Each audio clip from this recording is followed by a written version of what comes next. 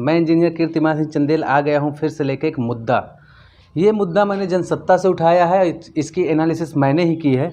तो बेटा ये मुद्दा मुझे लेके आने का मतलब ये था कि हमारे देश में ये जो चिकित्सा व्यवस्था है ये आफ्टर कोरोना क्या हुई है, काफ़ी ज़्यादा उभर के सामने आई है कि हमारी जो चिकित्सा शिक्षा है या फिर हमारी जो चिकित्सा सेवाएं हैं वो कितनी सर्वाइवल है हमारे हर राज्य में। तो इसके बारे में हम थोड़ा सा एक मुद्दा लेके आए जो जनसत्ता में प्रकाशित एक संपादकीय से मैंने उठाया है और उस पर मैंने रिसर्च की, थोड़ा सा एनालिसिस किया और लेके मैं आपके लिए सीधे सीधे आ गया। ठीक है, तो ये जो मुद्दा है बेटा ये क्या है, चिकित्सा शिक्षा में असंतुलन की खाई।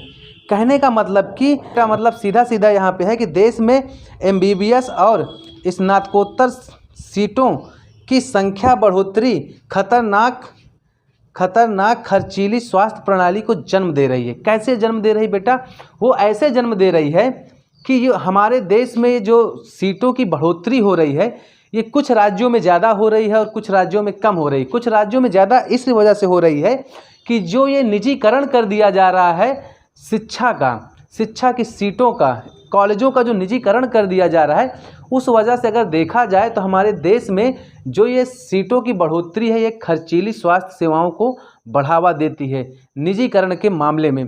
तो बेटा अगर हम अगर हम आधार को लेकर देखें कि हमारे देश में क्यों ऐसा हो रहा है, तो हम ये देख सकते हैं कि ये जो सीटों की बढ़ोतरी है ये कुछ ही राज्यों के इर्द गिर्द घूम रही है। सारे राज्यों में इनका डिस्ट्रीब्यूशन इक्वल नहीं हो पा रहा है। इसका कारण क्या है, आइए थोड़ा सा देखते हैं कि ऐसा क्या है और किस वजह से ये जो चिकित्सा सेवाएं हैं ये काफ़ी ज़्यादा महंगी होती जा रही हैं हमारे भारत के अंदर। तो इसका केवल एक ही रीज़न निकल के आता है, अगर देखा जाए तो आफ्टर कोरोना के बाद हमारे देश की जो चिकित्सा प्रणाली है या फिर हमारे देश की जो चिकित्सा सेवाएं कितनी अच्छी हैं लोगों ने जानी, और इन समस्याओं पर विचार करने का एक बहुत अच्छा समय भी है। तो आइए थोड़ा सा हम लोग इसके बारे में जानते हैं। हमारे देश की जनसंख्या बेटा आफ्टर आज़ादी तो 7 गुना हो गई, लेकिन हमारे देश में जो अस्पतालों की संख्या थी वो 2 गुना से भी कम रही। जबकि ऐसा नहीं, इस पर सरकारों ने काम किया। औसतन अस्पताल जो प्रतिवर्ष तैयार होते थे वो कितने थे, 6। अब सरकार क्या कर दी, 29 नए मेडिकल कॉलेज हर वर्ष खोलने का लक्ष्य बनाई है। ठीक है, और इसी क्रम में अगर हम देखें तो 2014 में जो एमबीबीएस की सीटें थी ये कितनी थी, 53,348, और आज की दशा में कितनी हो गई हैं, 84,649। वहीं स्नातकोत्तर की बात करें बेटा हम तो 23,000 सीटें थी 2014 में और आज कितनी है, 40,000। हम मोदी जी के काल को कंपेयर कर रहे हैं। तो देखा जाए तो हमारे जो देश का बजट कह रहा है, जो हम लोगों ने एक मुहिम चलाई है कि 2025 तक 16 नए एम्स शुरू करने की बात हुई है। संसद में पेश इस साल आर्थिक सर्वेक्षण के 5वें हिस्से में इस बात का खुलासा हुआ कि 7% आबादी जो है बेटा हमारे देश की वो स्वास्थ्य सेवाएं लेने मतलब कि इलाज करवाने के चक्कर में इतनी जो महंगी स्वास्थ्य सेवाएं हैं उनके चलते क्या हो जा रही है, गरीबी रेखा के नीचे चली जा रही है। हर चौथा परिवार स्वास्थ्य सुविधाओं को पाने के लिए क्या करता है, कर्ज लेता है या ज़मीन बेच रहा है हमारे भारत के अंदर। इसका सबसे बड़ा रीज़न ये है कि एक हम सर्वे से देखें तो दक्षिण के 6 राज्यों की बात करते हैं हम, आंध्र प्रदेश, तेलंगाना, कर्नाटक, केरल, तमिलनाडु, पांडिचेरी और 7वां ले लें हम महाराष्ट्र ना। तो बेटा यहाँ पे जो हमारे देश में कॉलेजों की स्वीकृति मिलती है, सीटों की स्वीकृति मिलती है, उसका 48% तो यही लोग लेके चले जाते हैं एमबीबीएस सीटों का। अब अगर हम देश की बात करते हैं तो 562 मेडिकल कॉलेज हैं, जिनमें से क्या हो जा रहा है, यहाँ पे दक्षिण में 276 निजी क्षेत्र के हैं, 165 इन 7 राज्यों में हैं। क्या है, 165 इन 7 राज्यों में है निजी क्षेत्र के। क्या है, निजी क्षेत्र के। कहने का मतलब 562 मेडिकल कॉलेज हैं, जिनमें से 276 निजी क्षेत्र के हैं और उनमें से 165 तो इन राज्यों के हैं, मतलब कि हमारे दक्षिण भारत में हैं। ठीक है, 105 जिसमें से सरकार चला रही है, जिनमें से 105 सरकार चला रही हैं। ठीक है, एक सर्वे में पाया गया है बेटा, भारत के एक सर्वे में पाया गया कि भारत के जो बच्चे एमबीबीएस की पढ़ाई पढ़ते हैं उनमें से केवल 20% बच्चे ही सरकारी डॉक्टर हो पाते हैं। बाकी सब क्या होते हैं, बाकी सब खुद के निजी हॉस्पिटल खोल लेते हैं। अब निजी हॉस्पिटल्स खोलने की कारण बेटा होता क्या है कि जब कोई निजी हॉस्पिटल खोलता है तो उसके अंदर होता क्या है कि वो अपने हिसाब से इलाज करते हैं, उनके रेट बढ़ते जाते हैं। ये हमारी सब सरकार की विफलताओं का स्वरूप है। भाई हमें क्या चाहिए था, हमें अच्छा पानी चाहिए था। ये जिम्मेदारी किसकी थी, सरकार की थी। अब उसने नहीं उपलब्ध कराया तो हम लोग करते क्या हैं, हम लोग घर में क्या कर लेते हैं, एक समरसेबल लगवा लेते हैं।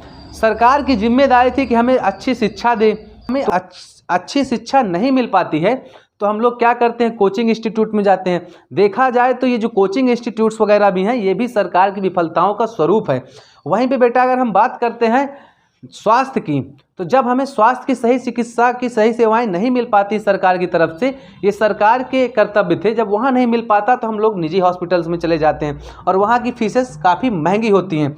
वहीं पे बेटा अगर हम बात करते हैं पूर्णतः हिंदी भाषी राज्यों की, जहाँ पे हिंदी अच्छे तरीके से बोली जाती है, मतलब आ जाता है आपका बिहार, एमपी, यूपी, छत्तीसगढ़, राजस्थान, दिल्ली, हरियाणा, झारखंड, उत्तराखंड, हिमाचल प्रदेश।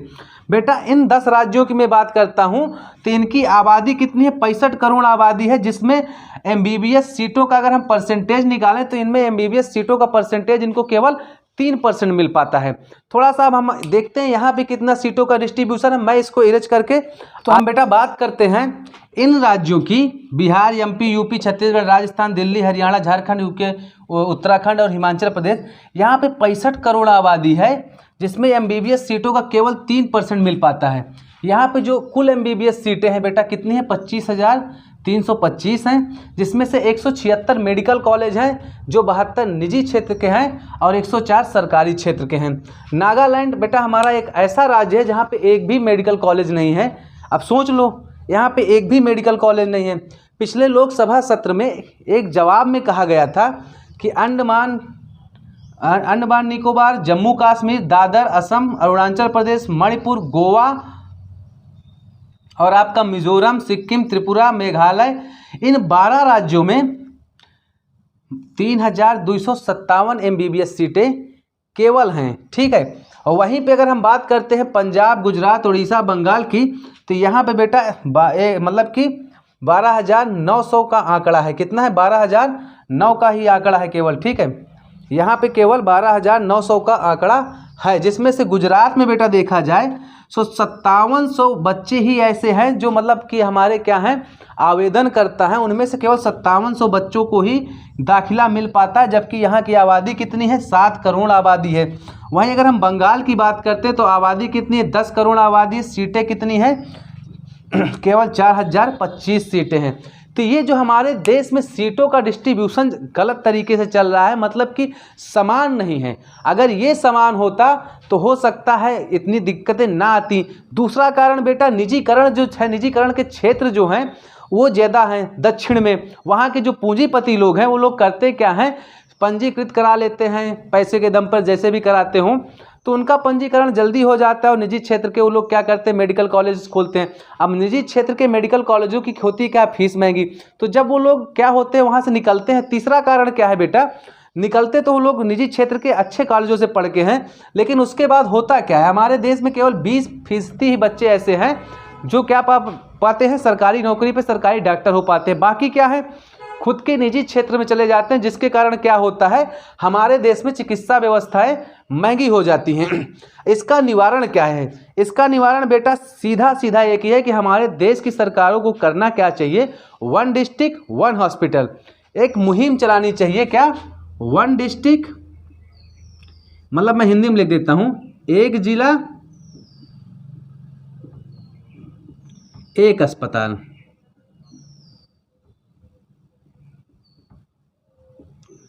मतलब कि हर जिले में एक, सॉरी थोड़ा सा मैं यहाँ गलत लिख दिया, इसको सही कर देता हूँ, 1 मेडिकल कॉलेज, 1 मेडिकल कॉलेज। कहने का मतलब कि हर जिले में, हर एक जिले में 1 मेडिकल कॉलेज होना चाहिए। अगर ये किया जाता है तो इससे क्या होता है कि शिक्षा भी अच्छी मिलेगी, मतलब हमारी जो चिकित्सा शिक्षा है वो भी अच्छी हो जाएगी। और उसके साथ साथ होता क्या है, उसके साथ साथ चिकित्सा सुविधाएं भी आसान हो जाएंगी और ये जो सीटों का डिस्ट्रीब्यूशन है वो भी काफ़ी अच्छा हो जाएगा।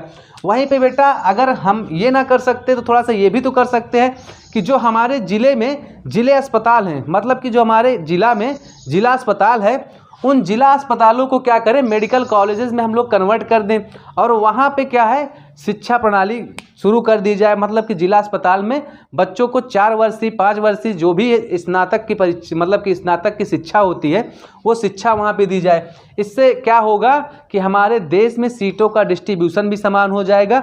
और ये जो कोरोना के समय में हमारे यहाँ फैला था कि जो हमारे यहाँ की चिकित्सा व्यवस्था है वो इतनी अच्छी नहीं है, तो इससे क्या होगा कि हमारे देश की शिक्षा व्यवस्था भी काफ़ी सही हो जाएगी और चिकित्सा व्यवस्था भी सही हो जाएगी। ये मुद्दा लेकर आने का मेरा केवल एक ही टारगेट था कि हम इसको जानें कि क्यों ऐसा हो रहा है, क्यों हमारे देश की चिकित्सा व्यवस्था अच्छी नहीं है, क्यों हमारे देश में चिकित्सा शिक्षा अच्छी नहीं है। और इसको मैं आप लोगों के सामने लेकर आया और इसको एनालिसिस किया। ये कहाँ से मैंने एनालिसिस किया बेटा, तो ये किया मैंने जनसत्ता से। कहाँ से किया है, जनसत्ता से किया है। एक आता है पत्र, मतलब कि समाचार पत्र आता है जनसत्ता, वहाँ से मैंने एनालिसिस किया है। तो अगर आपको ये अच्छा लगा है तो इस पर क्या है कमेंट दीजिएगा कि क्या ये जो एक मुहिम के बारे में मैंने बात की है, एक ज़िला एक मेडिकल कॉलेज, ये सही है या नहीं सही है। तो मैं आपके कमेंट का इंतज़ार करूंगा। आप अपने कमेंट सेक्शन में आप लोग जवाब ज़रूर दीजिएगा। तो बेटा मिलते हैं हम लोग शाम वाली सेशन में और वहाँ पे हम लोग बात करेंगे किसकी, हिंदी व्याकरण की। तो आप इसे नोटेड डाउन मत करिएगा, केवल इसको समझिए और इस मुद्दे पे बहस करिए अपने आसपास के लोगों से और उनसे पूछिए कि क्या ये सही है नहीं। अगर सही है तो इसका कमेंट हमारे कमेंट सेक्शन में ज़रूर आना चाहिए।